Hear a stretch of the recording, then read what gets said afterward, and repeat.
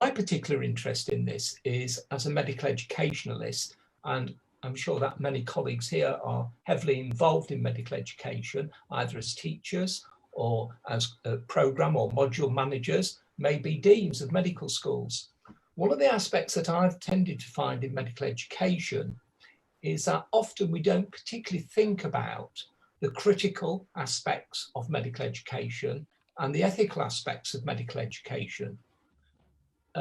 Probably quite unusually for most medical educators, my training as a medical educator and my higher qualifications in medical education were not actually in medical education, they were in adult education.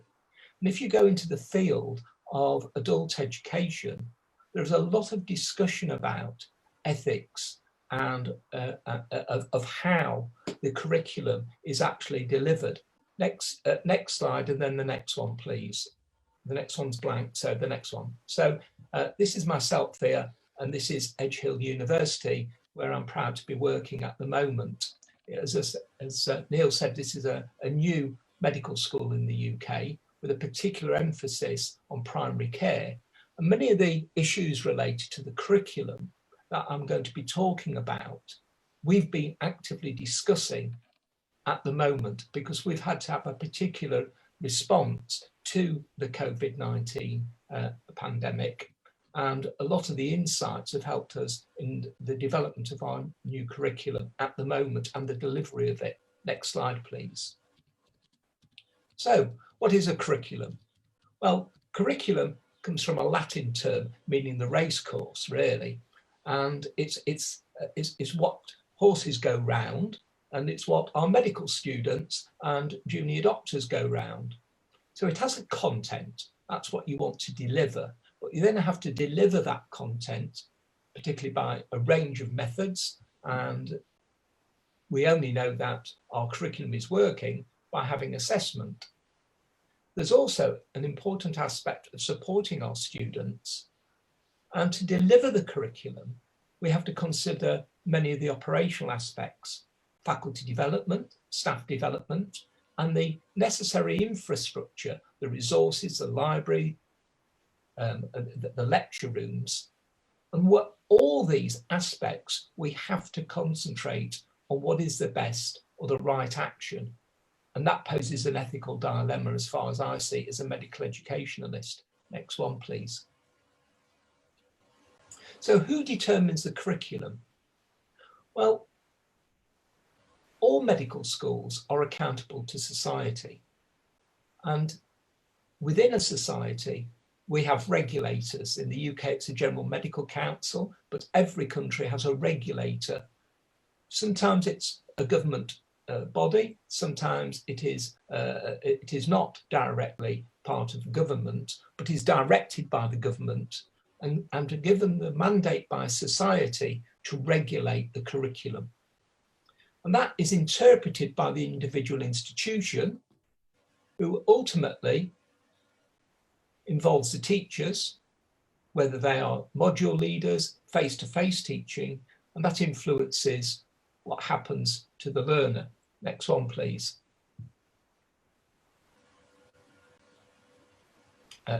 Thank you. So who determines the curriculum? The first thing to really focus on is who decides. And this is about who holds the power to make these decisions. And there's a quote there at the bottom for a journal article that you might find useful, which talks about critical theory and the scholarship of medical education, which is in the International Journal of Medical Education and is freely available. But in teaching and in adult education outside of medicine, there are journals which are devoted to critical pedagogy, which is about who determines what is taught and how that particular curriculum looks at aspects related to power. But ultimately, it's about who has the power to make the decisions of what the curriculum should be like. Next one, please. But whoever holds the power has certain rights. This is what the regulator has. This is what the institutions have. This is what the teachers have. Every time we teach, we hold a power over the learner. And we are having power influencing our decisions, and our decisions as an educator will have power over our learners. So we have that right because we're given a mandate by society, by our medical schools, by our students to be teachers and educators. But with that come responsibilities. Next slide, please. So our rights and responsibilities are balanced, and these have a consequence. And ultimately, the ethical aspects and considerations are about justice and fairness, particularly to the individual learners. Next one, please.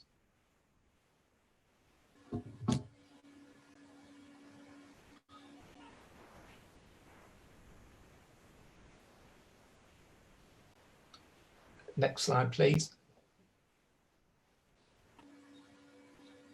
Okay, so if we look at, before that, that's fine, thanks. So the curriculum in the COVID-19 era is particularly challenging because there's been this increased shift to online delivery. And my experience of online delivery of courses over 20 years online, including running Masters in Public Health courses, which were international, is that it amplifies all the issues related to the delivery of the content, methods assessment, both for classes, both for clinical, for student support, and the operational aspects. Next one, please. And who determines this curriculum in the COVID-19 era, particularly about technology? Who holds the power? That the holder of the power has rights and responsibilities which produce consequences. And ultimately, we want to have justice and fairness. Next one, please. So let's look at some of these aspects of the curriculum in the COVID-19 era. The delivery of the content, for example. If we want justice and fairness, what methods are we going to have? Let's look at in the class, for example. Do the learners have a choice in what is being provided? What about learners who find it difficult to make sense of an uploaded PowerPoint without any narration? Who makes that decision that the PowerPoints uploaded should always have a narration? Who's made that decision? And have we thought about what the learners would prefer? We know that PowerPoint presentations can be quite confusing just by themselves, without any over narration, without any explanation, without any opportunity to have a discussion after the presentation or before it. Who makes those decisions? And in many countries of the world, the response to e-learning using technology is often just uploading PowerPoints and getting students to make sense of them as though they are a book, with very little opportunity for online discussion between the students themselves and the students and their tutors. So the balance of clinical aspects in an era where it's difficult for students to have experience on the wards, people are beginning to have alternative methods, such as teaching communication skills. And if you look at MedEd Publish, which is freely available, there must be over 100 articles published in the last month, which are the experiences of medical educators across the world, to talk about how they have overcome some of these challenges of teaching clinical aspects of the course. Yet, when this happens, who has made the decision? Is it down for cheapness, which is often an institutional driver? Is it down by the tutors? Because it's an easy way just to upload your standard PowerPoints without going through the trouble of arranging an over narration or actually arranging an online discussion board. Who has made those decisions? How do students get support? It's quite lonely being a long distance e-learner, and having that community sense is really important, and feeling competent and confident in the use of technology is important. Who decides at what level of support is being given to the students? Is there going to be a regular session just for students to be able to talk to their tutors? What about the operational aspects? Who decides on the training? For many people in many countries of the world who have not been used to delivery of a curriculum which is being predominantly online, what support is being provided to the educators? And who decides on the infrastructure? Not all students can afford a laptop. What about if there's poor internet connection? Or you've got to pay for internet connection? Who makes those decisions? Like providing students with an iPad instead of a laptop. Who's made that decision? Because my personal view is that online learning with a laptop is definitely inferior to online learning with a laptop. Instead of it's far better to have a laptop than a tablet device, because you can't download materials on most tablets to view without an online connection. And if the internet connection is poor, or you don't want to be constantly connected to the internet, it is very useful to be able to download. So next slide, please. So it's important not to forget the online learner, because that is what we're doing medical education for. Okay, we are doing it for the benefit of society, but ultimately, as medical educators, we also have a big focus on our learners. Next slide, please. And I'm particularly interested in the capability approach. And there's a guide there which is freely available on Medical Teacher, which talks about the capability approach.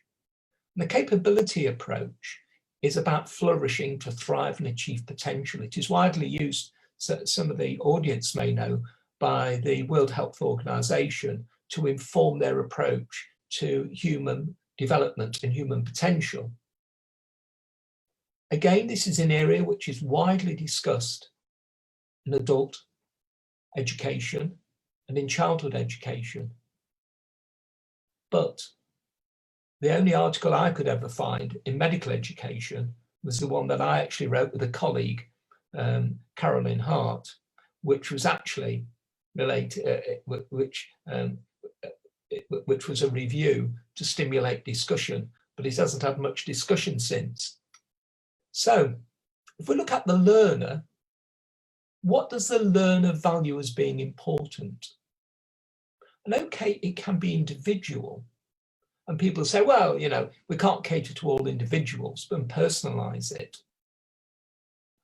But it's a democratic and collective process.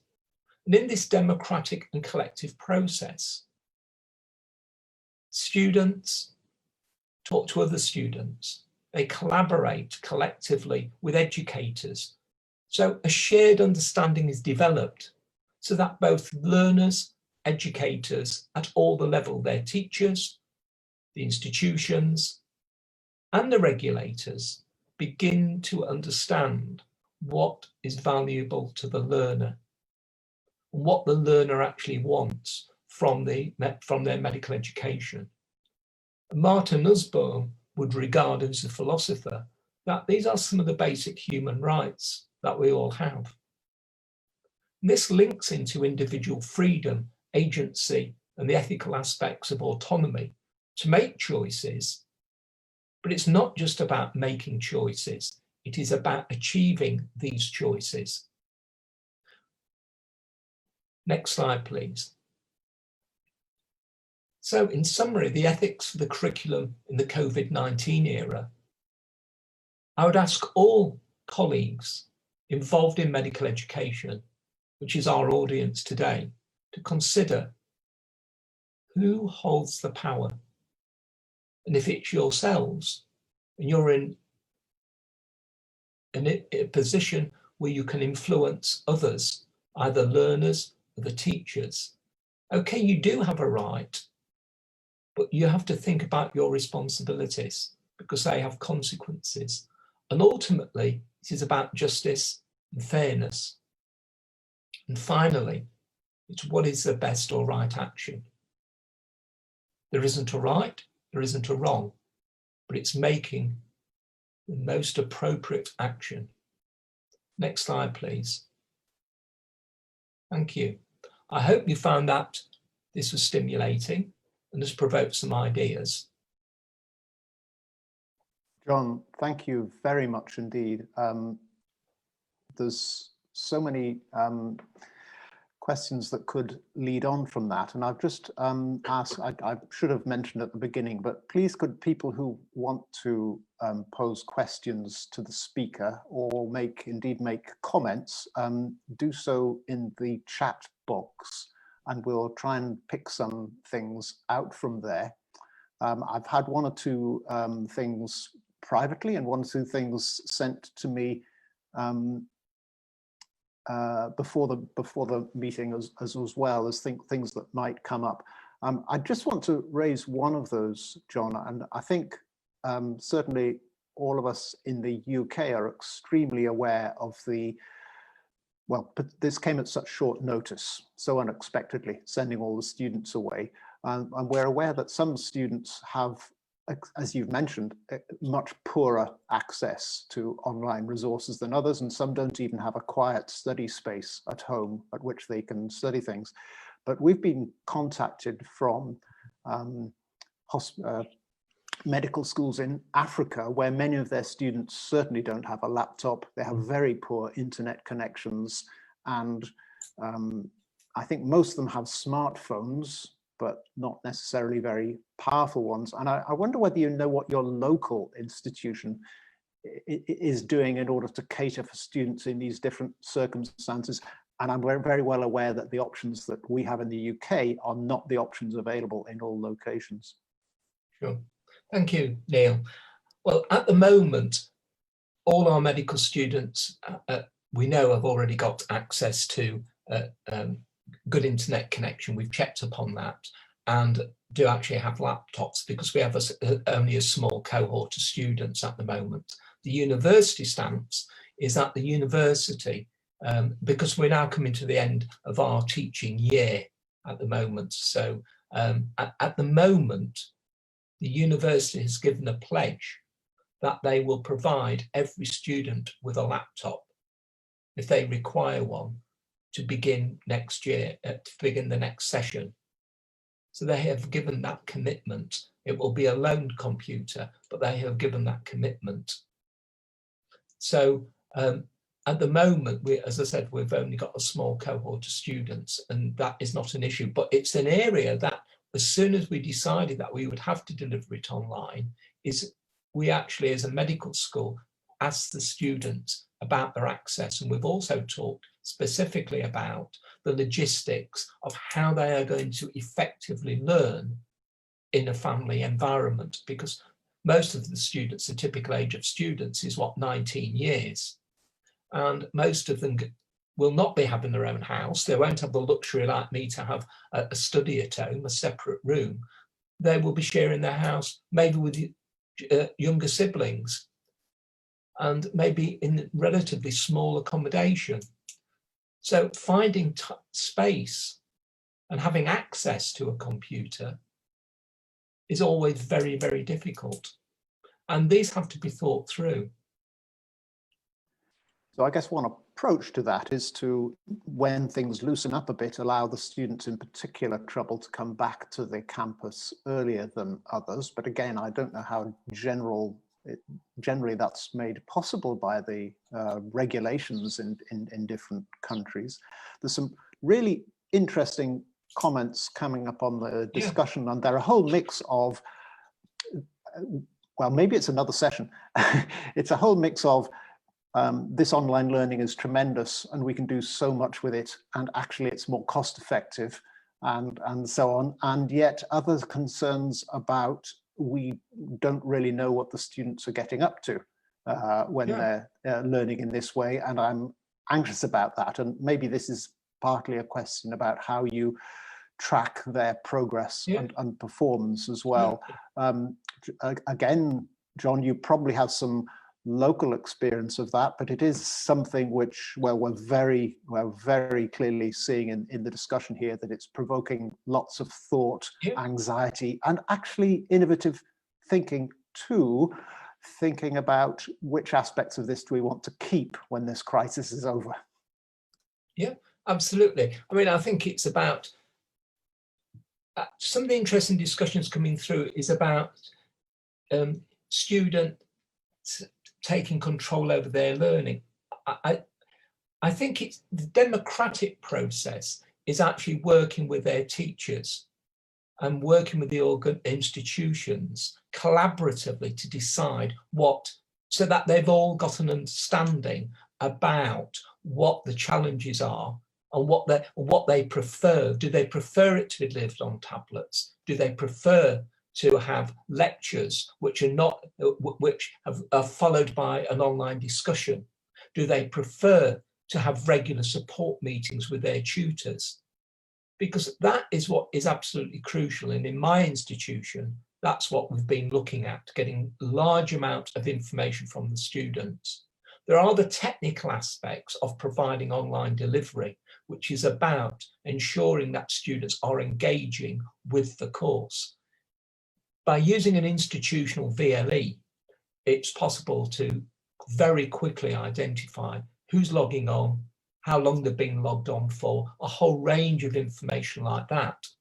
On discussions like this, using Zoom, it's possible to know who is not taking part and who isn't. And part of the responsibility of an educator is to be monitoring student attendance.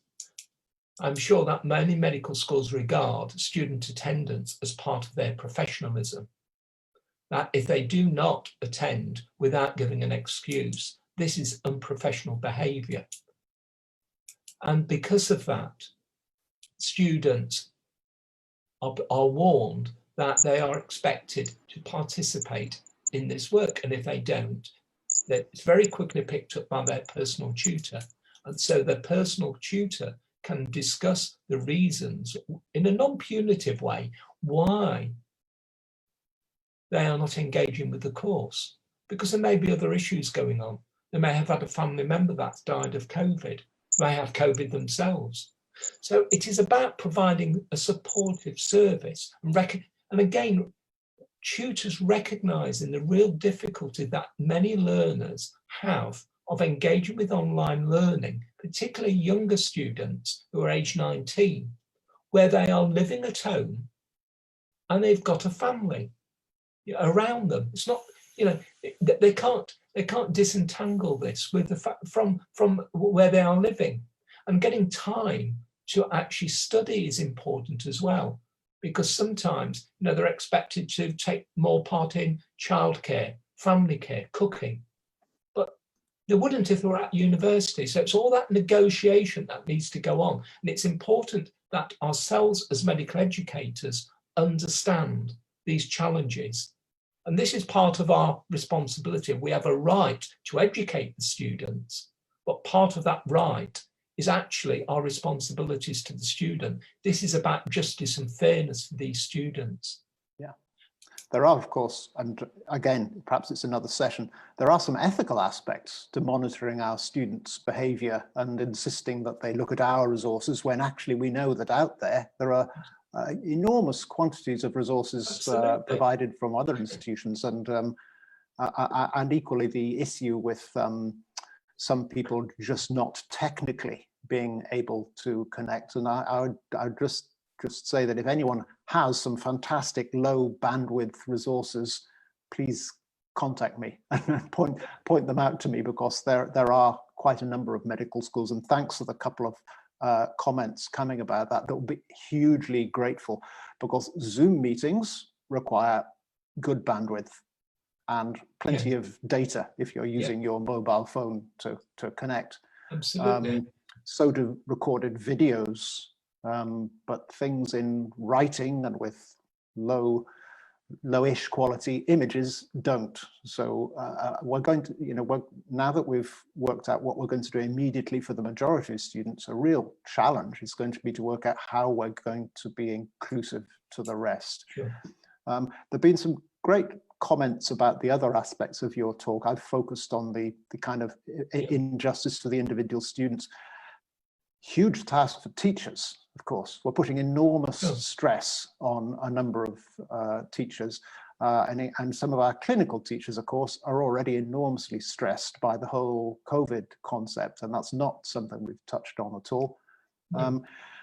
Rather few comments so far on the issue of regulatory bodies, and certainly in the UK, the General Medical Council has stood back a bit to see what happens, but I have very little doubt that if they are led to suspect that some students are being disadvantaged, or that our assessment is no longer as robust as it used to be because we're having to do a lot of it remotely, they will come down on us.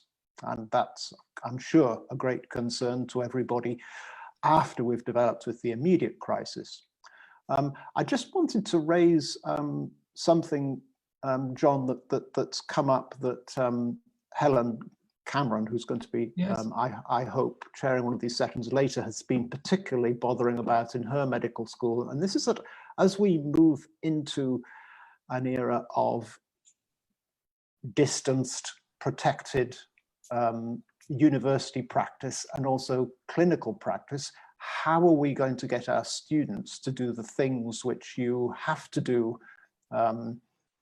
Perhaps precautions in the clinical environment are clear enough, but what are the ethics of getting students in small groups to examine patients or each other when it brings them into closer contact with each other and therefore increases the risk of transmission of a pandemic virus? Absolutely. And I think these are some of the major dilemmas. I mean, for example, my own institution is talking about that from September, it is expecting to have some aspect of face-to-face contact with students. And that, what are we going to do?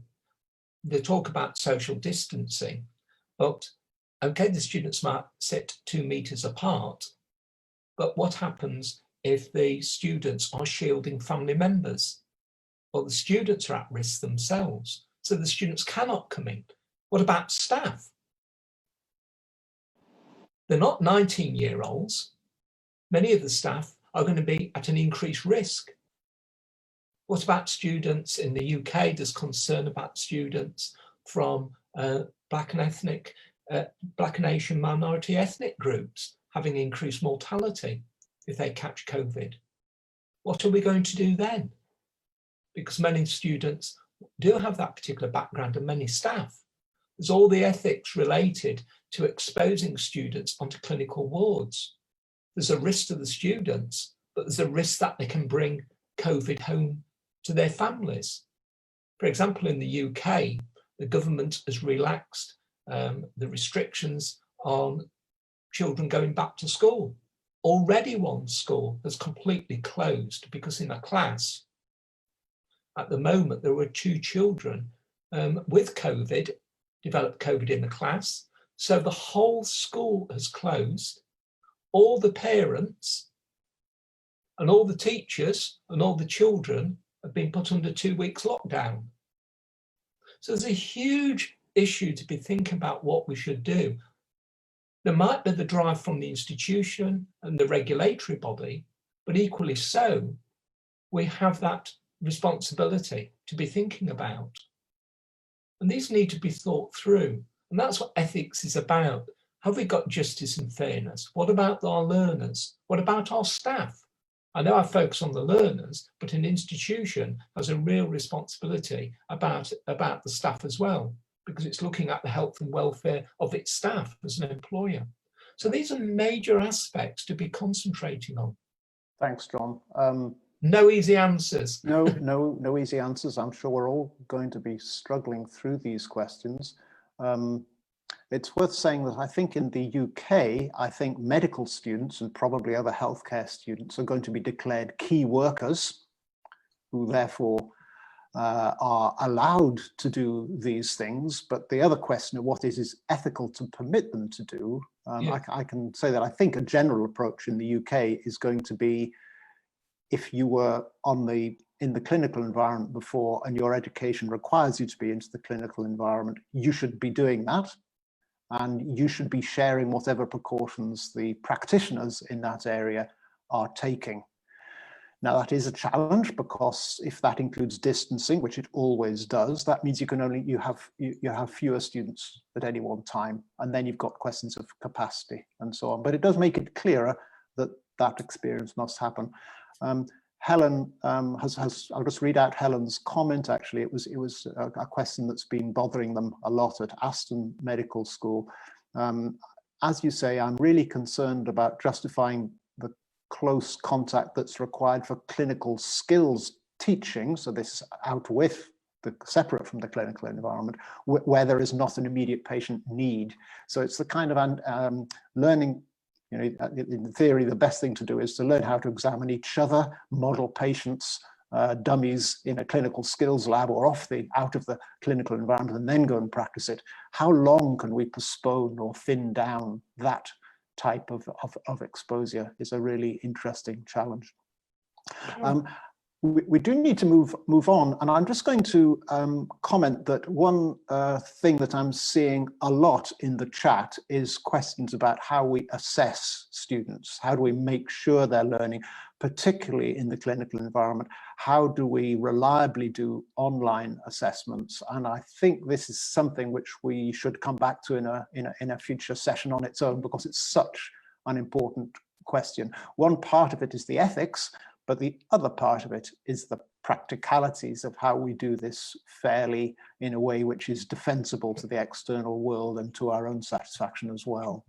And as I say, if I could just mention, Neil, in MedEd Publish, I haven't got any shares in it, but in MedEd Publish, there's it's a very, very good repository from medical educators across the world who are actually describing their approaches to issues like this. It's quite fascinating. Yeah. I think, Ali, it's now 11:45 UK time, and we should thank John enormously for a very stimulating, provocative talk in which more questions were raised than answers, and I hope that we'll be discussing many of these, well, we will be discussing many of these things in the future, and actually later in this session. There's a request to post the link to those MedEd articles, John, that you were mentioning. If you can find them and put them in the chat, that would be brilliant. The next thing we're going to do is switch to Professor Liz Grant, who heads the Global Health Academy here in Edinburgh, who are badging and sponsoring this presentation today. And so Liz is going to tell us a little bit about that, and over to you. Thank you so much. And that was wonderful to hear and wonderful to be part of this conversation. So I'm just going to do a couple of things. One, just introduce the Global Health Academy, which, as Neil says, is part of our University of Edinburgh. And the Global Health Academy is actually built on 3 premises. And I want to share those because I think it fits with what we're talking about today. The first premise is that we're born equal, the equality of humanity. That's absolutely essential. We're born equal, but we're born into very unequal circumstances. And our task as a university, as universities across the world, our task as teachers, as leaders, is to tackle these inequalities. The second premise is that actually the answers to many of the world's problems are actually in the world already, but we're not listening to the people who may have the answers. We're not searching out who actually knows what to do. And I think it's a call for all of us, and particularly all of us in our teaching, to be able to listen better, to understand what's happening, to listen to those who are on the edges as well as those who are in the centre, and to move also to listen outside academia, because often our patients have the answers. So the answers to many of the world's big problems are in the world already, we're just not hearing them, listening to them. And thirdly, the premise is that the challenges facing our world today are complex. I don't need to say that. We know that these challenges are complex, they're multiple, they're interconnected. And that's what makes them wicked challenges. And the challenges of medicine related to the challenges of the health of the planet, the health of our environment, the health of our world around us are so interconnected that our teaching must reflect that. And our academy, our Global Health Academy, is really trying to build on these three premises. What we do, we work with education, thinking about how do we share education? And this is a perfect example, sharing online materials, delivering online masters, but also through these webinars, which are so important because it's the voice of everyone together that matters. We help support and build research partnerships across the world. And thirdly, we work with our global partners in a community of practice. So to belonging matters, family matters. And in a way, our Global Health Academy is a way for all of us just to say we're members together and we are part of a bigger community that is trying to support and deliver better healthcare. The other thing I do just want to say in the context of moving to our next session is Dr. Ali asked me just to say a little bit about the humanities in healthcare and why this matters. And if I can just use some of the work of Peter Barrett in an excellent book on humanities in healthcare, he talks about 7 virtues of health professionals, virtues of truthfulness, to be honest. How do we enable and teach and ensure that our students understand the virtue of truthfulness in our practice? And it becomes more and more challenging now. Truthfulness to be able to say, I don't know. Truthfulness to be able to sit in silence with somebody.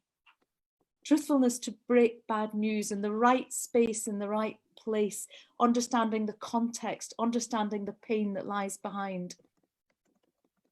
Truthfulness. Trustworthiness. How do we teach trustworthiness and how do we model trustworthiness, particularly as we move forward in our teaching and learning in a situation where much of our work is distanced? What does that look like?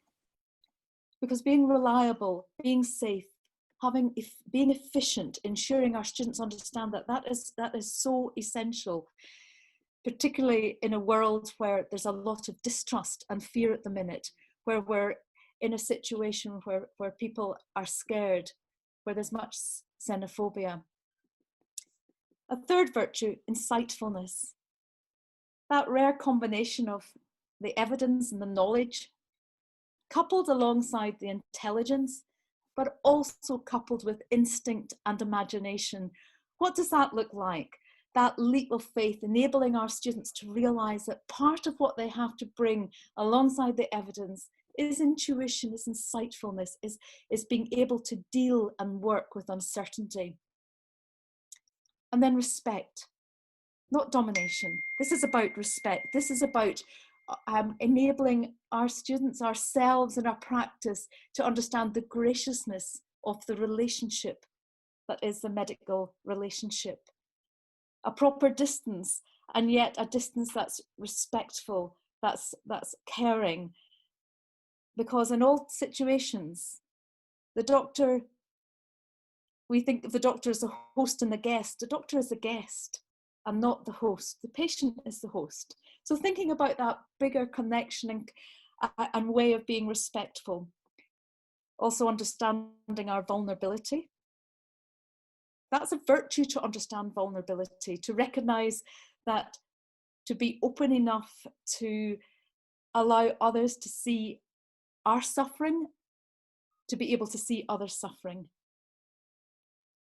And in that understanding of vulnerability, we understand the power that's there, So how do we think about teaching students and working ourselves to understand the dynamic of power, and to enable students to almost capture that extraordinary situation where the world is turned upside down, but also recognizing that being vulnerable is also being extraordinarily graciously sharing power. And just in the last two virtues as well, compassion, and we do a lot at the university, and our Global Health Academy does a lot around thinking, what is compassion? Compassion's an interesting concept because it's about understanding suffering. It's seeing suffering in others. It's about recognizing, paying attention to it, but it's more than and feeling and being aware of, but it's more than feeling, it's action. Compassion brings these four components together to take action in suffering, to act together with another. And finally, as a virtue, and I so appreciate what Peter Barrett says, is about joyfulness and enthusiasm. Because of all that we say, how do we, going forward, really ensure that there is a joyfulness in the midst of sorrow? There's a joyfulness and excitement about the goodness, about the healing of the nations. The Sustainable Development Goals preamble has a strong message about the healing of the nations. An extraordinary time now for medicine to look at what the healing of the nations really means, and to bring the joy of medicine to that healing, so that we see not just with our eyes, that we see with our heart, and we enable students to see with their heart to go forward. So thank you for this time, and I look forward now to hearing this next session, this debate around discussing ethics again. Thank you, Ali. Thanks very much, Liz. Ali's just going to give a very short mention of what's coming next week and so on, but I just want to say that it would be really good to make sure that we have links in all the information about the Global Health Academy and its mission and what it does as well. Thank you very much, Liz. Ali. Well, I hope everybody can see that slide. So, I mean, we've got a series of programs running for the next, well, including this week, 4 weeks. So next week is going to discuss the challenges and the opportunities around teaching and learning. The week after that, well, that thorny issue about assessment. And I mean, John did touch upon that. There are challenges, and not just, if you like, the physical and the technological challenges, but ethical challenges as well. We will also be discussing simulations and clinical skills. I mean, how do we translate e-learning into the domain of clinical and learning skills?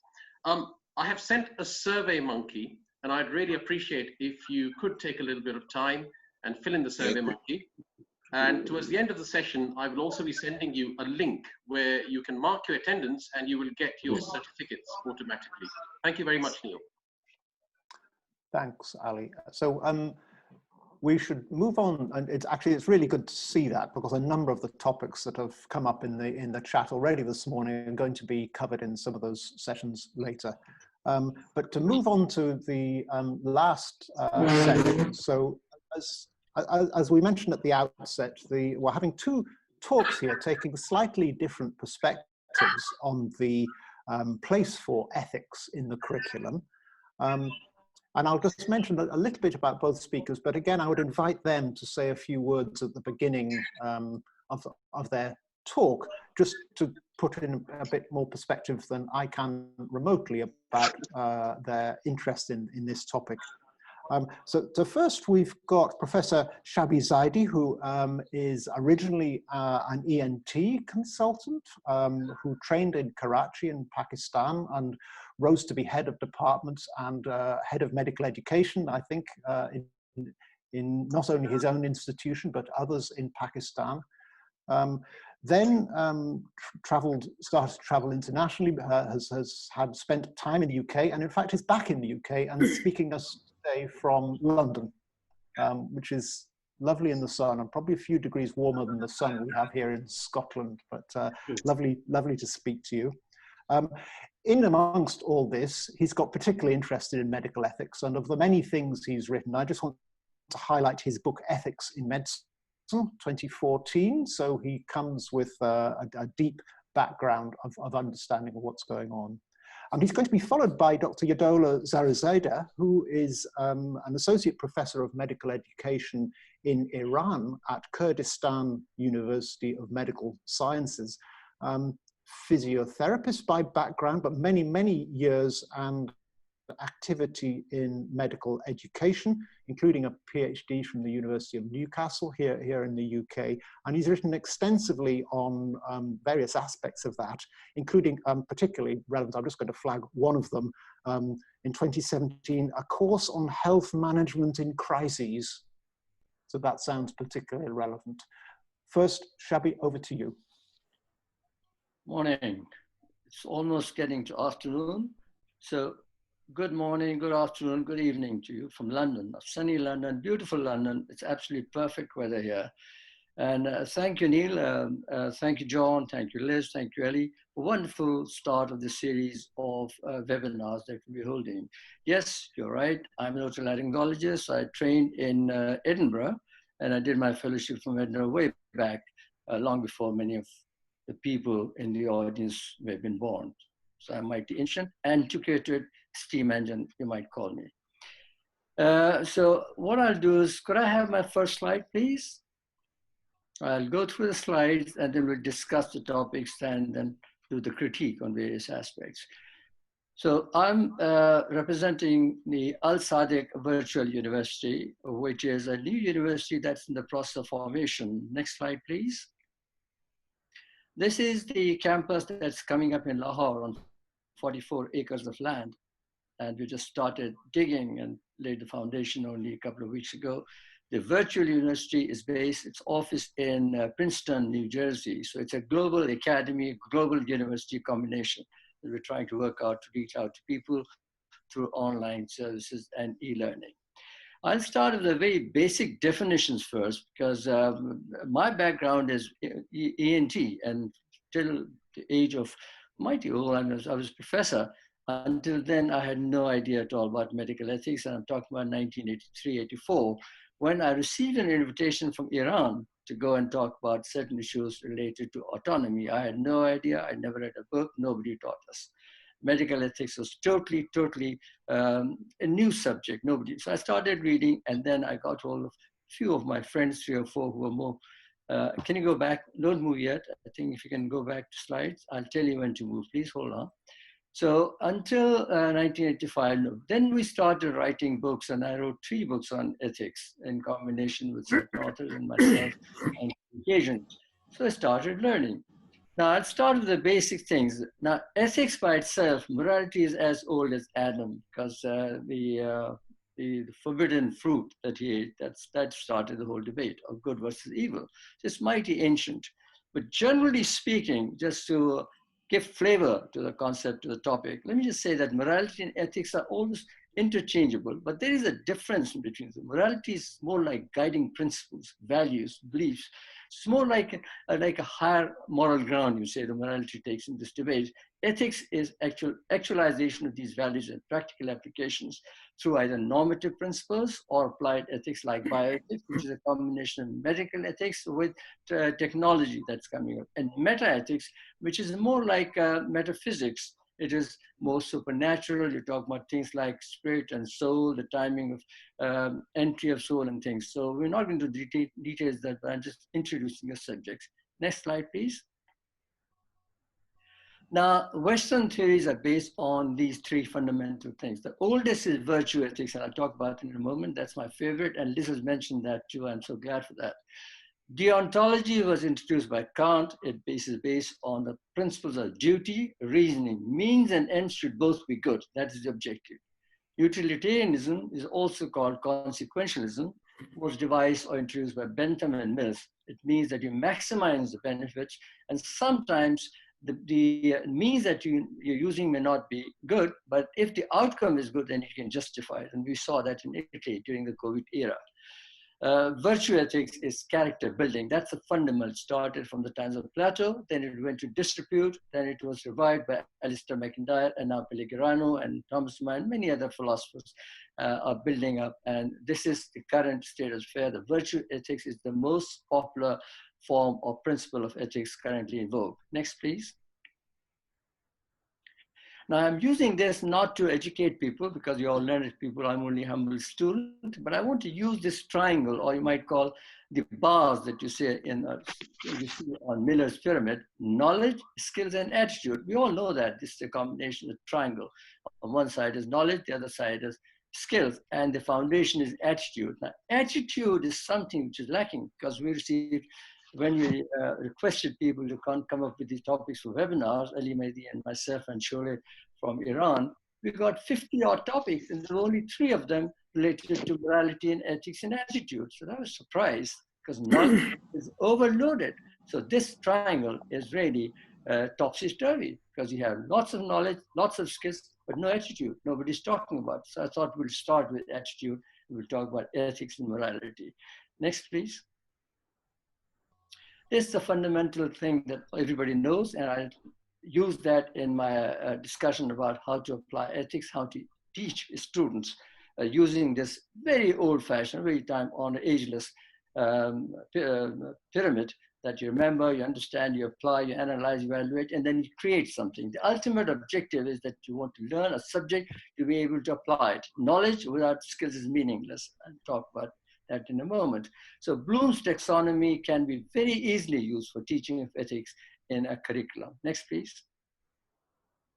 This is my favorite. I mean, I tell you, when I read this recently, about 4 or 5 years ago, Maslow's Hierarchy of Needs, I'm surprised, because some 40 years ago, I heard a sermon from a scholar who came from Qum in Iran after doing his scholarly research. And he talked about 4 principles, instincts that the mankind, animal kingdom, everybody is bestowed with. And they were, the first is hunger, then security, then curiosity, and then, of course, there was companionship. This I heard about 40 years ago. I recently came across, only about 4 or 5 years ago, Maslow's Hierarchy of Needs, and I was amazed. So obviously, this has been there for a long time, and somebody must have taught him in Qum. Qum, education in Qum started 1,000 years back, much before Jamal Azhar, much before Cambridge and Oxford. So they have ancient history of educating people, and they have taught ilm al-akhlaq, that is morality and ethics, and ilm al-kalam, that is communication skills. So if you look at this, there is physiological needs like hunger, and that changes with time. Hunger could be basically hunger for food and thirst for water and so forth, but it could be hunger for your academic achievement, for your wealth, for your knowledge, for your excellence in profession, what have you. Safety is the fundamental. Every animal kingdom generally needs security, and that is why you have this start reflex. The moment there's a loud bang, the baby, whether it's a cat or dog or animal or human being, they suddenly bring all the limbs together. The objective is to protect themselves. Then there's love and belonging, companionship. Man is a social animal, so you need companies. Isolation is a big problem, and we know what's happening in the COVID era. People are going to depressions and domestic violence and so forth. And then finally at the top is self-actualization, that once you've done all these things, you go through the process, then you try to be what you want to be. Man or woman should be what he wants to be. That estimation, self-esteem, to capitalize on your achievements is the objective. Next, please. What is most interesting is that recently I came across this one. Can you go back? And you see at the top, over and above self-actualization is transcendence, which is where I'd like to concentrate just for a minute or two, that morality and ethics, they're interrelated with philosophy, because ethics is a branch of philosophy, just like aesthetics, just like politics, just like metaphysics. And when you talk of transcendence, which this particular pyramid is showing, you're talking about certain philosophers. So medicine is interrelated with philosophy. Straight away, I think of Descartes, who was a famous philosopher, who started a debate on dual cardinalism. And I remember that when we have discussions in the past on different channels, we've talked about Descartes as the famous philosopher, as the watershed philosopher in a way. He said, I think I am, and there is a Latin word, cogito ergo sum, which is what he said. Then my mind straight away goes to Hobbes and Kant. Immanuel Kant is the fundamental philosopher who impressed and who has left indelible impressions on medical ethics. Then straight away I think of Mullah Sadra, a great philosopher from Iran who believed in transcendence. And I know some people in this audience have written extensively about transcendence. And then I talk and think of existence and existentialism through Descartes and Sartre and all these people. So automatically, philosophy, ethics, logic, metaphysics, they come up to the top. Once you've reached the stage of self-actualization, you go into philosophy, which becomes a part of your life. Next, please. And like Will Durant say, philosophy gives you pleasure. It's a pleasure of your mind and soul. Regrettably, philosophy died or crushed when the wheel was invented by John Urquhart in Yorkshire and by Watson in the form of steam engine, because then we started running after money and economics and so forth, and there was no time left for pleasures of philosophy. Now, from times immemorial, prehistoric times, knowledge, skills, and attitude have been transferred through generations of contact, interrelationship, long enduring apprenticeship. So by the process of osmosis, when the teacher taught us certain things, automatically went to the student, and then maybe the guru and chela concept in India, for example, or talib ilm and ustad in Iran and Iraq. So that process was imbibed by a natural process. It percolated through a process of osmosis into the brain and became a second habit. So the student learned from the teacher and applied in day-to-day life. And that was good enough in the olden days when medical knowledge was confined to certain elements. So that is the era called pre-flexionary era, which had moral philosophy, ilm al-akhlaqiyat, as a part of the hikmah is the traditional way of Eastern medicine. Hikmat, the word comes from wisdom. So these people are wise people. They applied knowledge in the form of practical wisdom. And they also learned communication skills. So they had these things from ancient times. Next, please. Next. Now, I'll throw this challenge to the educators and in the audience. My feeling is that Abraham Flexner, of course, he did a lot of wonderful work. When Carnegie Foundation hired him because the times were difficult, towards the end of early 19th century, or well, rather 19th century, things were bad. There was no medical education. The hospitals were running badly. Carnegie, who went from Dunfermline, Scotland, to USA as a minor, and they developed, he gained a lot of wealth, and he went into philanthropy. He hired Abraham Flexner, educator, to design a curriculum. And the term of reference was to produce a multi-purpose doctor. A doctor who could be a surgeon or a physician or a gynecologist, pediatrician, and so forth. Now, he published his report in 1910 that most of you know, and this curriculum was based on rote memorization and overloaded. I remember I had to memorize Gray's Anatomy in my first year. Can you imagine it? Now, it was difficult times. Those were times when, of course, there were killers like TB and typhoid and syphilis and all the things. So there was no time left for humanities, for morality and philosophy. Next, please. Next. Now, one of the ways to share knowledge and practical application of ethics is through this process called hidden curriculum. It is defined as a process which carries the power to shape, basically what it means is that you do role modeling, professionalism, leadership, resilience, self-esteem, and practical applications. So by process, this is a hidden curriculum. I do not accept this. I feel as an educator, ethics should be an integral part of, it should be open curriculum, not hidden curriculum. And I'll tell you in a minute. Next, please. Professionalism is gaining a huge, huge importance these days. And Dr. Sholeh Bijeli sent me a wonderful presentation, and I picked up one particular item from that, e-professionalism. This is absolutely a new thing, netiquette of social media, which is what is. But the important thing about professionalism, which ought to be taught to our students, is with patient-physician relationship, interprofessional relationship, patients with special needs, difficult attitudes, gifts, self-referral, institution. All those things are important because they are very relevant in modern era, because what has happened is that the time the paternalistic approach is gone. The patient is not a patient anymore. He's a client. Profession has fallen down from profession to a trade. So you have to sign a contract. Informed consent is hugely important. All that has led to all these elements that we have to learn, and we have to learn fast. Next, please.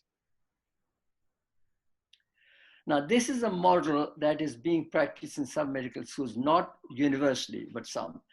So the first is understanding people. You have to be culture sensitive. Communication skills are extremely important because, like breaking bad news, like Liz mentioned earlier on, teamwork is important. You have to have a team that you work with. Leadership is an absolutely first-rate entity that you ought to have, that attribute. Clinical skills and applied ethics, no use in having theory if you cannot apply it. Evidence-based medicine, economy of time, because constraints of time, everybody knows, the resources are limited. Finding out the right thing to do and at the right time. These are some of the elements that some schools are adopting. Next, please. This is what I like Vago. I mean, this is a beautiful article that recently that we can apply, that we can use this model called SLICE model, compliance, which means you understand the law of the land, regulations, and values. Cultural relativism, very important, and it must be differentiated from moral relativism. It's a debate in ethics, ethical circles. I am against moral relativism, but I'm pro-cultural relativism. One person must know the culture that he's treating the patients from, because that is a very significant thing. Now, I have no time to discuss it, but maybe some other time. Conversation, skills, conversion, to apply and use the best clinical practice. So one must keep updated. We have, of course, GMC mandates and things, and we do all the regular courses, but in some countries that's lacking, which ought to be improved. Conscience, practical experiences, and real life scenarios. These are certain elements which can be used for teaching or imparting the knowledge of ethics in curriculum. Next, please. And I personally feel the best way to teach or to train people in medical ethics is through case-based teaching, hands-on teaching. And I'll give you an example here. This COVID era has taught a lot of things to us. I have learned a great deal, and I'm sure students and physicians and those in the front line must. So let me show you a few pictures, next couple of pictures. This is a typical example, a young medic and a nursing student going onto a COVID ward. Next, please. And what they saw was this chaos. Scene where you had patient who was almost dying, you have ventilators, oxygen equipment, etc. So for a young medic, it was an experience of a very innovative nature, new nature. He had never experienced it before. So what can you learn? You can learn a great deal in terms of ethics, and I'll tell you what you can learn. Go on, next please. Right, so end-of-life care, a very important aspect of medical ethics, apart from autonomy and benefits and non-medicine, justice, what have you. End-of-life care is very important, particularly in this era when people are dying. So these are the learning objectives. Personal safety, extremely important. PPE.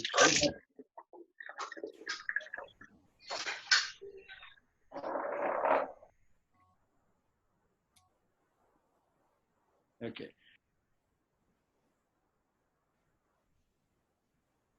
Me? Hello? You're back on, Shabi. We had a little interruption with the sound there. All right, thank you. Oxygenation, the needs of oxygenation, intervention, ventilators, intubation, tracheostomy. What are the indications? All these things, these are learning objectives for a young medic on a COVID ward. Critical care, terminal care. Now, I must differentiate terminal care from palliative care because some of these patients have survived and they've gone on to high dependency units. So you have to understand this. Next, please. Next. Also, the learning objective on the COVID ward could be empathy, altruism, very important aspect. Altruism is an extremely important element of ethics. Rationing, because services are limited. Funds are limited. The fund managers, the gatekeepers are trying to control everything, and that rationing was creating a lot of problem in the UK, and I'm sure elsewhere as well. An important element of ethics is a chapter in its own right called Services Within Limited Resources, and that's a subject I have written in my books also, and people have written extensively about this particular thing. Advanced directives and the will. And there was this episode in South Wales a few weeks of 2 months back, where a patient was coerced, or I would say that advised, literally forced to write a DNA, sign a DNA form. She refused, and there was a big ha-hoo, and we saw on television the trust had to apologize. This has happened. So there should be knowledge of advanced directive, the living will. Does the medical store know these days? We have to teach them. Then prioritization of services, fundamental normative principles such as autonomy, beneficence, non-maleficent justice, all that can be taught through a posting on a COVID ward. Next, please.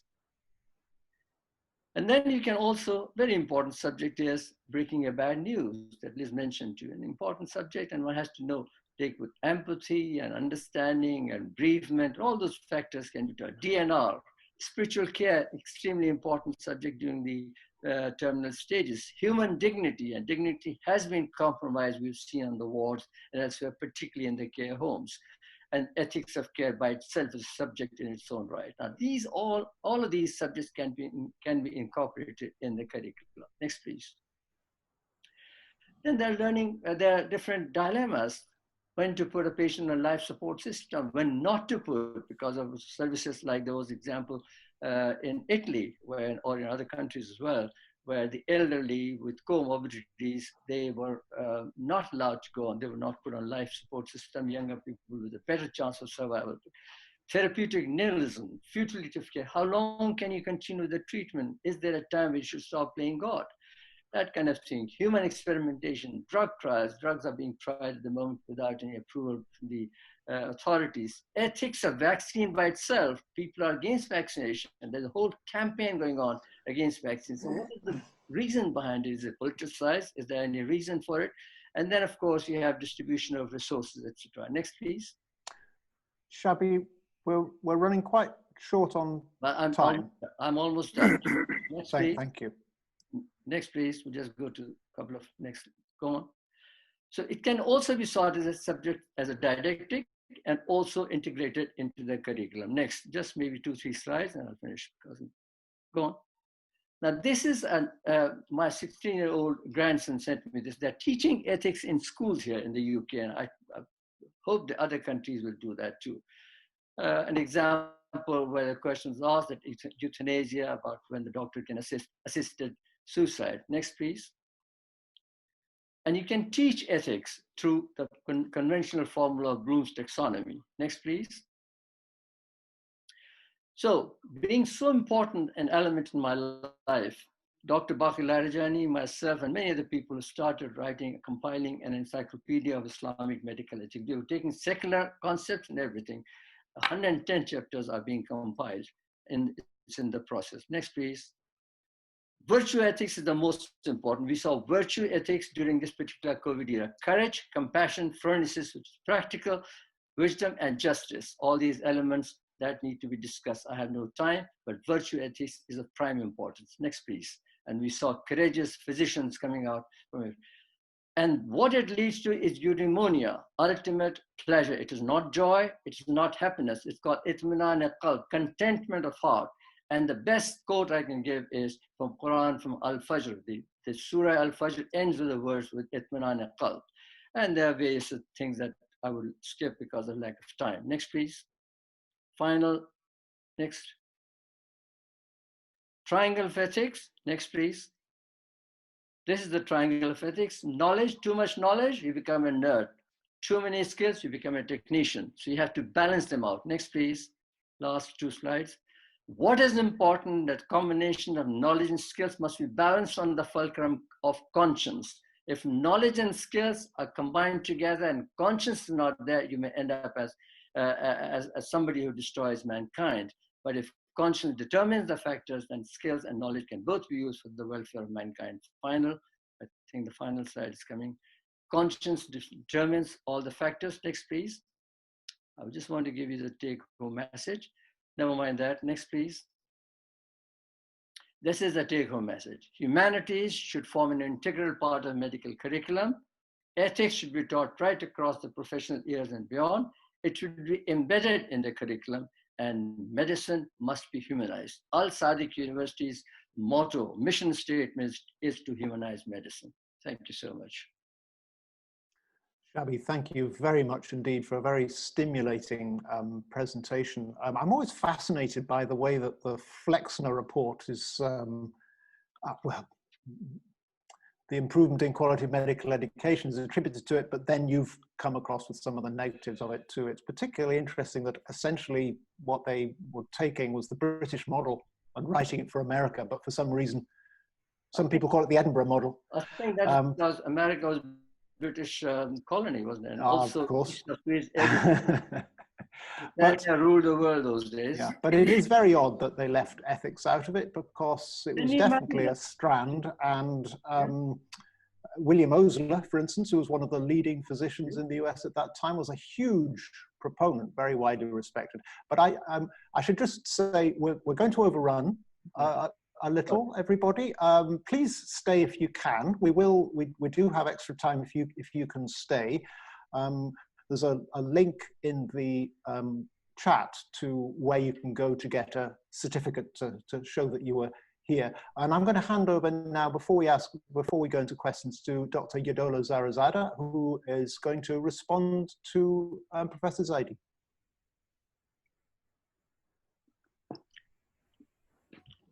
Go easy on me, Yadullah. I'm only a spring chicken.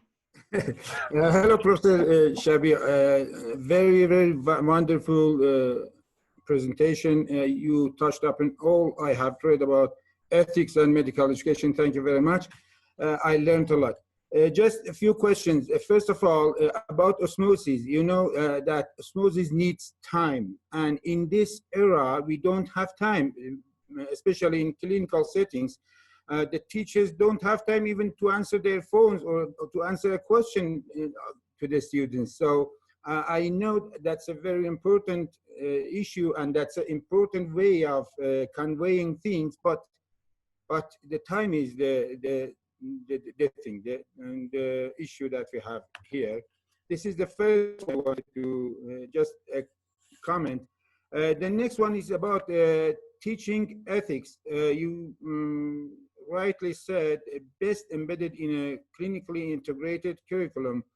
But again, I have witnessed and I have read in the literature that when students go from preclinical to clinical settings, they encounter a situation and an organizational culture that does not nourish ethical behavior. You know, we socialize the students in clinical settings into the concepts of ethic and morality, and then they go in some places, I'm not telling about everywhere, but in some places, they go to clinical settings and they see a different thing. Yes. So socialization that have occurred before that will be re-socialized to another organizational culture, and many aspects of the ethics is dismissed. This is the second one I wanted you, if you could elaborate on that.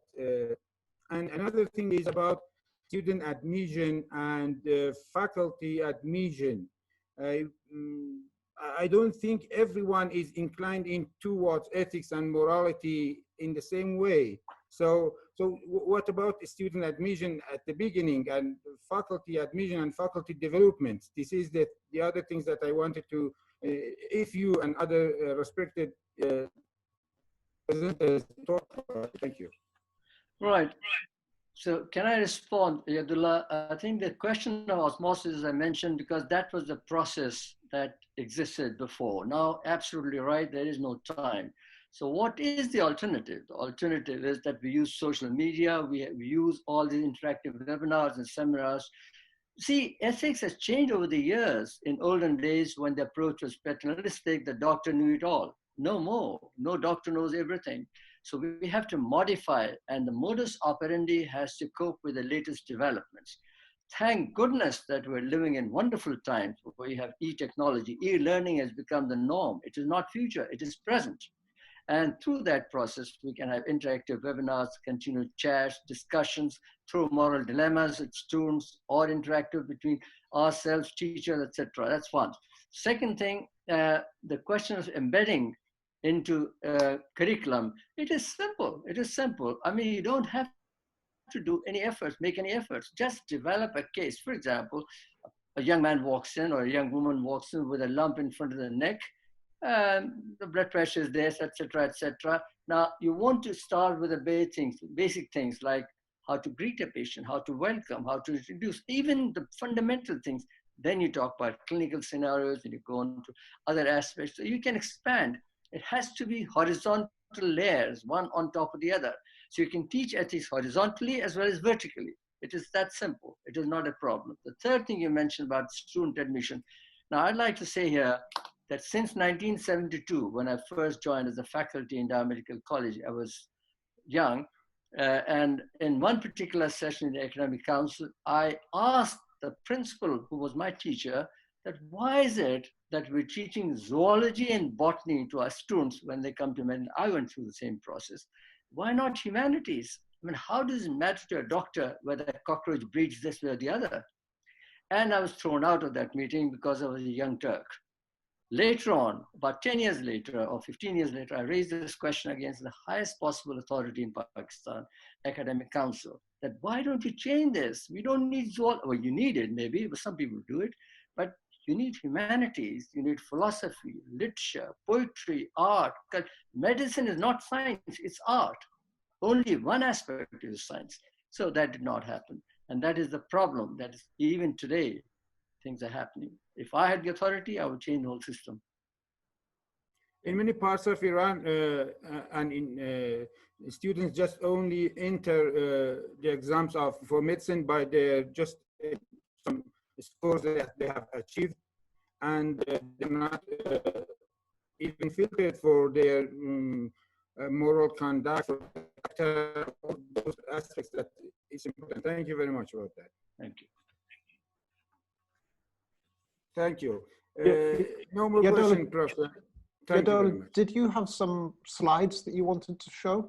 Yes, if there is time for me, I have about 10 minutes presentation, if possible. If that's Ali, does that sound good? Should we go ahead and do? I think we should go ahead and do that. We will run this session on for another. We can run this session on for another 20 minutes, if that's okay, understanding that some people may have to drop out. Yeah. I'll just say, Yadol, your sound quality is not fantastic. It may be best for you to. It may be best for you to switch off your video camera, and we may get better sound that way. Yes. Could you try that?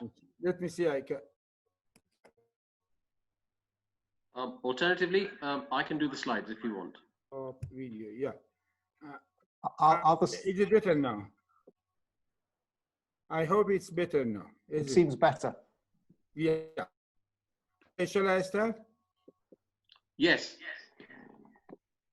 Thank you.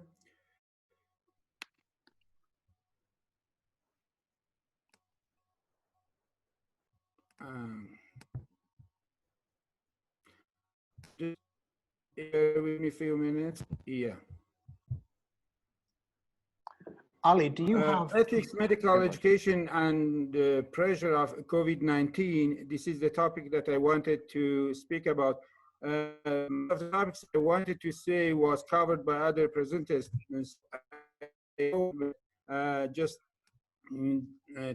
The pandemic COVID-19 is testing both our vulnerability and resilience in all aspects of life, including our moral conduct, our quality of life, and our education.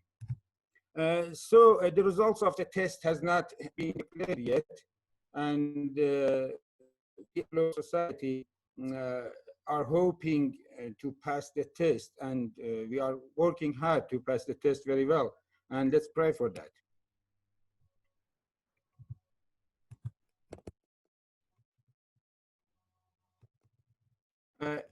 If you hear me, I am not able to change the slides. COVID-19 has posed us with many questions, very thorny questions of our life. You know, these questions have been introduced, and many people in many hospitals around the world have seen this kind of questions. What if we have 4 patients and only 2 ventilators, or if one of those our colleague, then how do we decide about it? And if one of those people who are deciding are the next of kin of the patient, and the patient is our colleague, then there will be more difficult issues to consider, and who is responsible for what actions. These are the type of questions that has been rising the COVID-19 pandemic around the world. But in this webinar, I am not going to answer these questions because it's not, we don't have the time, and we are not intended to do that here. I only try to mention where the answers for these questions or possible answers for these questions can be found and reflected upon. COVID-19 is, in a sense, a serious global health crisis. Therefore, medicine is supposed to find the answer.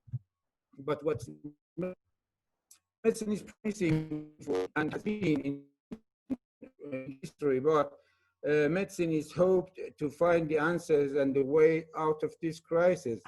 What is medicine in a sense? What I wanted to say today here is that the essence of medicine is an art based on science. This is a quotation from Sir William Osler. If the medicine is an art, so the term art must be described as a holistic approach to care of the patient. This is what Sir David Wetherell in his book Science and the Art has mentioned to us.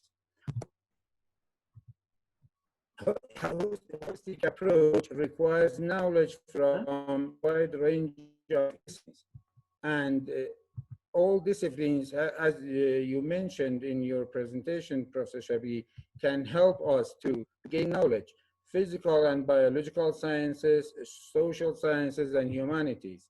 Different disciplines are different because their content and method of study are different and produce different types of knowledge, and medicine needs all those different types of knowledge. Human life is the content and the subject of the study of most of the academic disciplines. So my first argument would be medicine is about human suffering. Human is the subject of the most of the discipline, from physical sciences to humanities. Therefore, all these disciplines, especially the humanities, have something to offer to medicine in order to be able to provide policy care under those thorny questions that were asked in the beginning of the presentation. The practice of medicine is taught and theorized by and via medical education. So medical education must reflect the spirit and essence of medicine, which is an art based on science. In medical education, teaching medical education and art is translated as teaching the science in the context of humanities and in the atmosphere of an ethical atmosphere. Flexner report that Professor Shabi mentioned, 110 years ago, Abraham Flexner reported that and medical practice was not scientific, efficient, safe, and rightly conclude all these happened because ethical education and medical education and ethical education was not sound, scientific, and humane. After more than a century, we feel the same problems here and there to different extent. And the question is that, don't we feel that the same as Flexner did? Maybe in some parts of the world not, and the situation is better, but in some parts of the world, the situation is the same that Flexner reported. If medical school focuses on teaching medicine solely as science, where and how is this the medicine as an art being taught? This is the question. My second argument would be medicine as an art is taught in medical ethics, professionalism, humanities, and other ways that was mentioned in previous presentations. Some ways of teaching medicine as an art and science and based on science is hidden curriculum, role modeling, reflection, communication skills, emotional and moral intelligence that we should think about them in all over the world. In 5 past months, pandemic COVID-19 re-emphasized the importance of professionalism and ethical understanding and ethical teaching for a sound and safe and humane medical practice. So to finish with, as a take-home message, I would like to say that pandemic COVID-19 is testing our practice and education. Failure and excellence are both informative. Science and art based on science, but the science is quiet and the science is limping and the art is quiet, unfortunately. Humanities have something to offer to medicine to be able to provide holistic care, and hidden curriculum, role modeling, reflection, communication skills, emotional and moral intelligence are inseparable parts of the modern medical education and must be. Let me finish with Gibran Khalil Gibran, the teacher who walks in the shadow of the temple among his followers, is not of his wisdom, but rather of his faith and his lovingness. Thank you.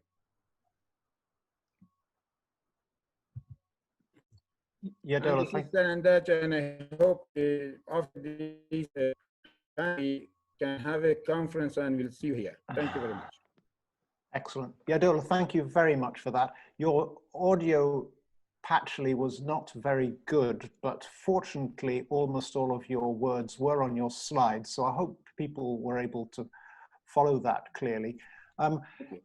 There's been a lot of comments about how important these discussions are, but not very many specific questions. But I just want to raise one. It's a very common theme that, you know, humanities and ethics used to be an integral part of medicine, but now we're not doing it.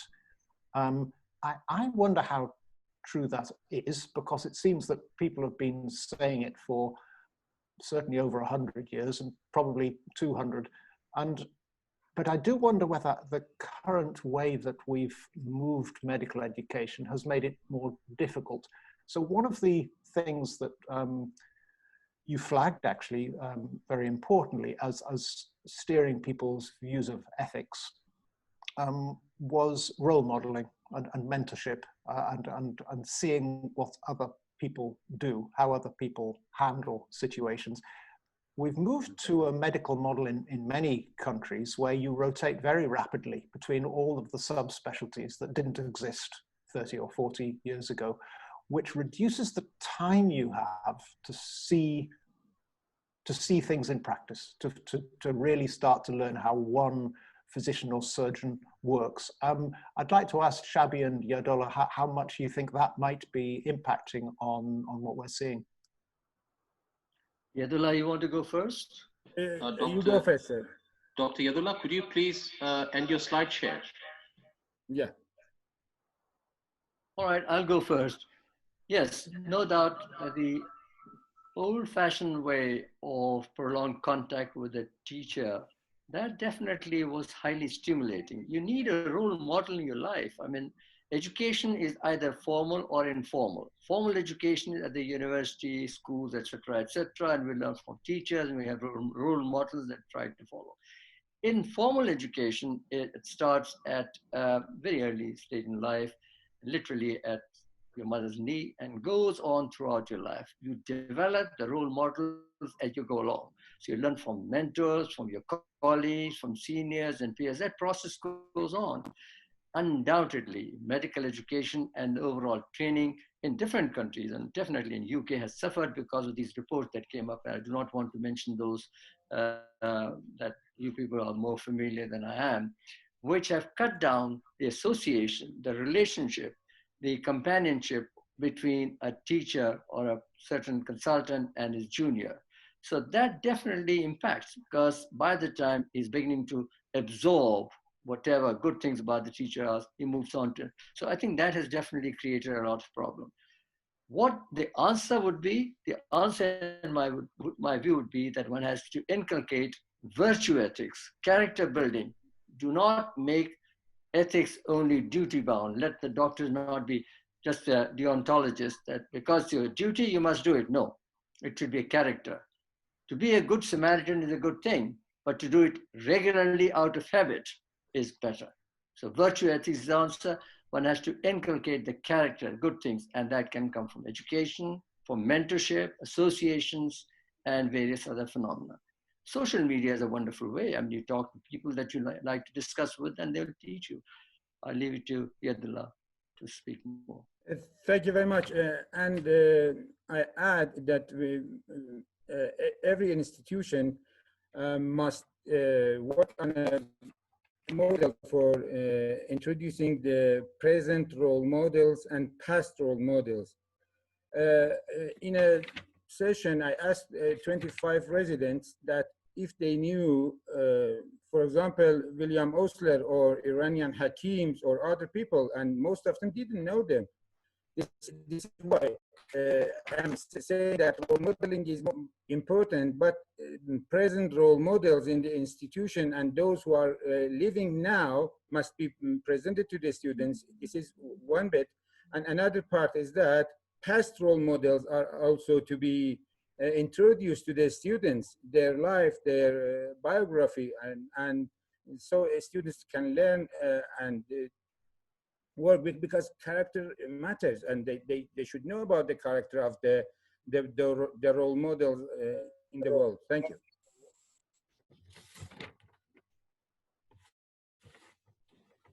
Thanks very much, Yadullah. I think there's another aspect to this, which actually COVID has brought out. Again, we say it's something which has disappeared from the curriculum, yet in most countries, there are now far more doctors. And in many ways, I think what we're teaching, well, in the UK, for instance, about the importance of having ethics in the curriculum, I sometimes wonder how much of a luxury that is, because if you only have 5 minutes per patient, as opposed to 15 minutes per patient, you're inevitably going to spend more of your time on the mechanics of what needs to be done about a disease. And sometimes I worry that the very righteous principles that some people are talking about, medical ethics, are based on a very privileged position. Could I respond to that? That's a very interesting debate, and that is one of the topics that I'm writing on in the encyclopedia of the subject of philosophy of medicine. So when you talk of holistic medicine, you have to take everything into account, and that is what we need to do, and we do it in our clinics. When the patient walks in, is not coming as a, like Descartes said, a combination of machine parts, mind separate from the body and body separate from the soul. It's coming as a full human being and not human being. Holistic means that you have to take into account social, cultural, religious, faith, psychological, all the factors. So in those 5 to 10 minutes, this is the experience that you gain over time. At the moment the patient walks in, you assimilate a lot of things. Sherlock Holmes, favorite example. You learn as he walks in, you learn a lot of things from the gestures, from the verbal and non-verbal communications. Do as best you can, but you're absolutely right. The time constraints have made it very difficult.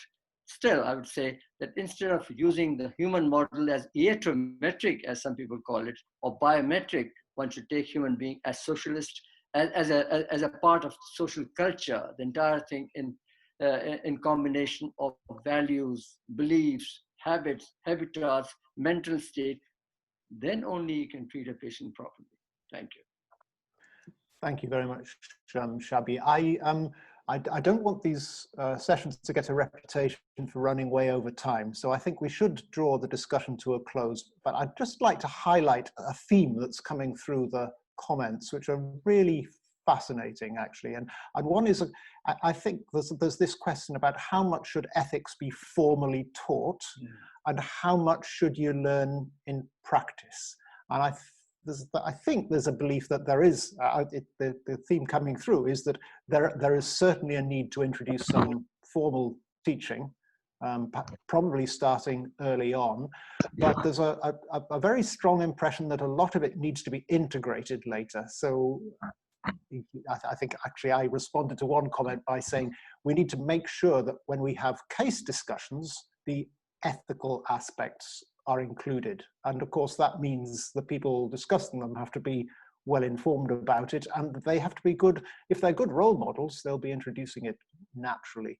But really, really interesting discussion. Thank both of you for your very stimulating triggering of all that.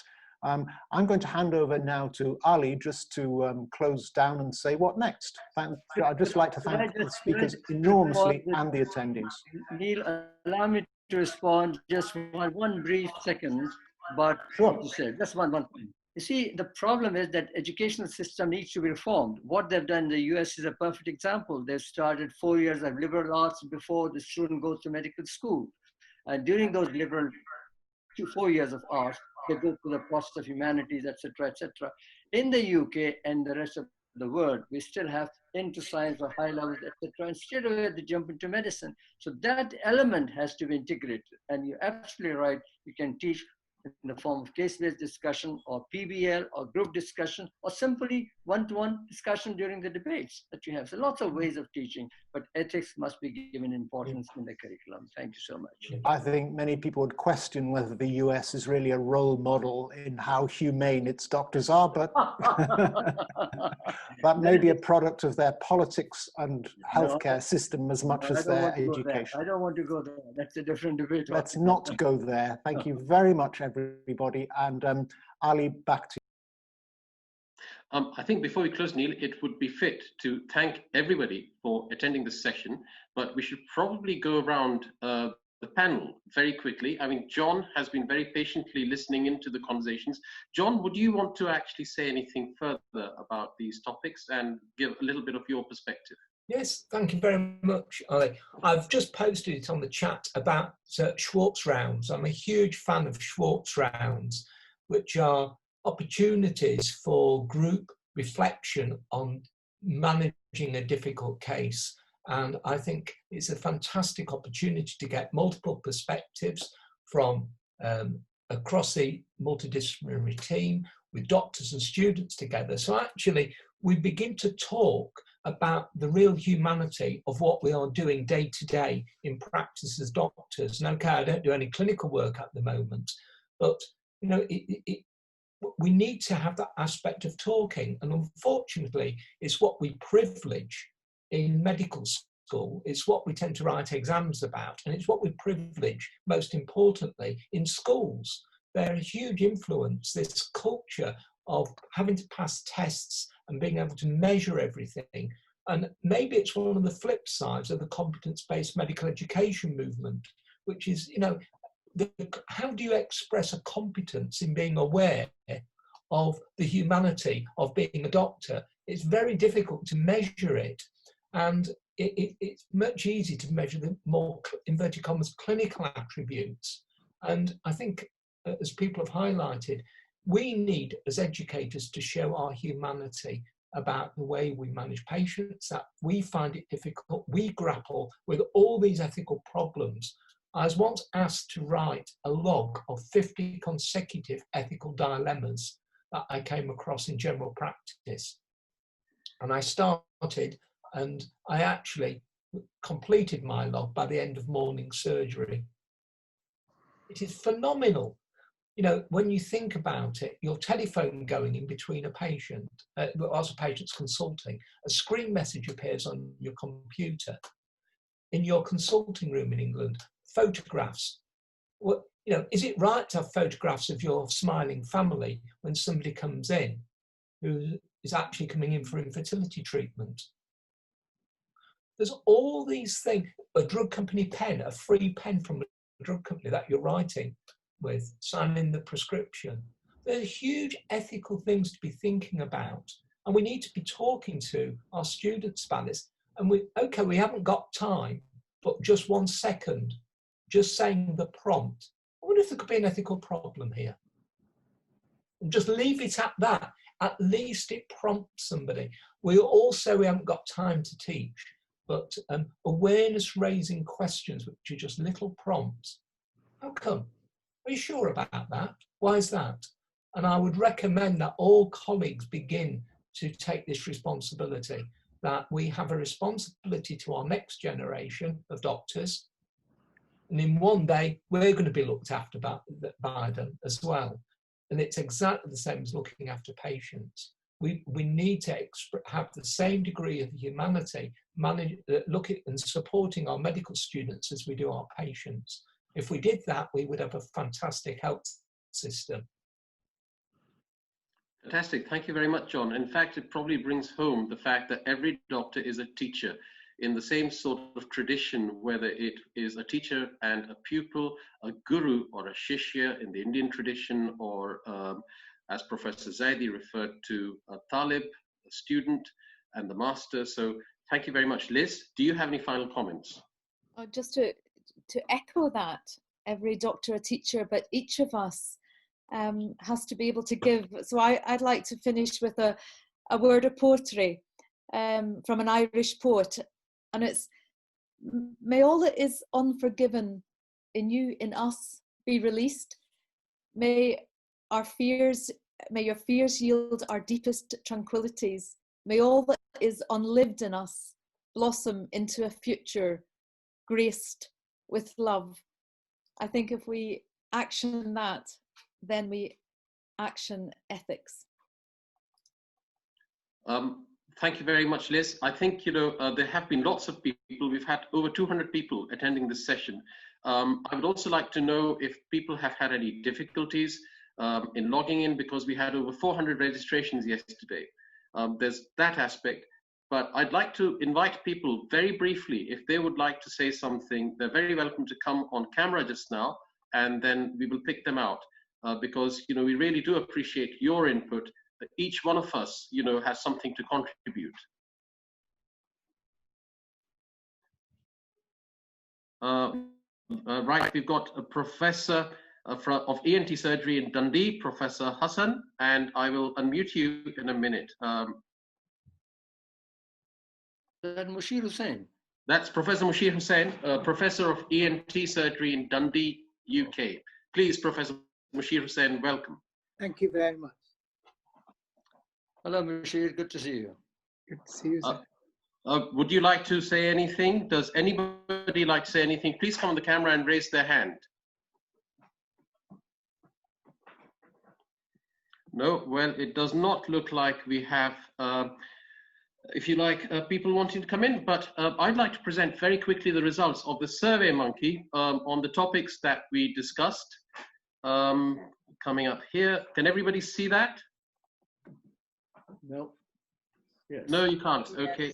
Yes, you yes. can now. Fantastic. So we've had over 50 respondents to the question that went out. Rate the value of scientific disciplines in medical education. Now, there may be a selection bias in that, people who were interested in this topic actually logged into this lecture or the webinar. So 4.4%, there was a 4.4% average rating for the value of scientific disciplines in medical education. The value of humanitarian disciplines is exactly the same, 4.5.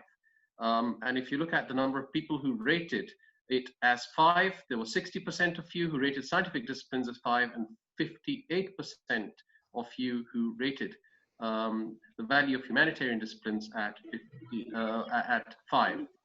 So thank you very much. We've had very nice feedback. Do appreciate your support, and we would like you to come in next week to discuss, I suppose, the most stimulating topic of the series in terms of practical application, which will be about teaching and learning. On that note, I wish you the very best. In typical meetings, we ask you to have a safe journey home, but we would like you to be safe, because we're all on a journey in a completely uncharted era. So I wish you all the best. I'd like to thank all the speakers.